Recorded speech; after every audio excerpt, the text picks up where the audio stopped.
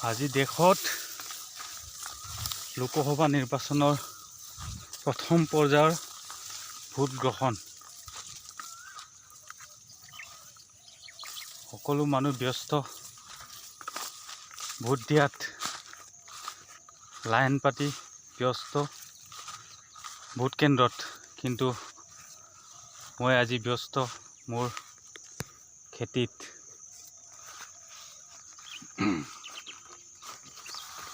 কোনোবাই কাৰোবাক ৰজা পাতি, কোনোবাই ৰজা হ'ব, ৰাজ আসন পাব, কোনোবাই দৌৰি দৌৰি নিজৰ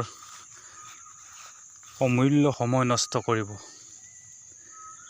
হয়, আমি গণতান্ত্ৰিক দেশৰ মানুহ, নাগৰিক, গতিকে ভোট দিয়াটো নিজৰ অধিকাৰ সাব্যস্ত কৰিব লাগে সকলোৱে। কিন্তু তাৰ মাজতে নিজৰ সময়কো অকণমান বিবেচনা কৰি চাব লাগে। গতিকে মই সময় পালে দিবলৈ যাম, নাপালে নাই। এই সুযোগতে মই মোৰ বাৰীৰ বা মোৰ খেতিৰ কাম আজি কৰি আছোঁ। ৰাইজে কি কৰি আছে, কি কৰা নাই মই নাজানো, কিন্তু মই নিজৰ খেতিত ব্যস্ত হৈ আছোঁ।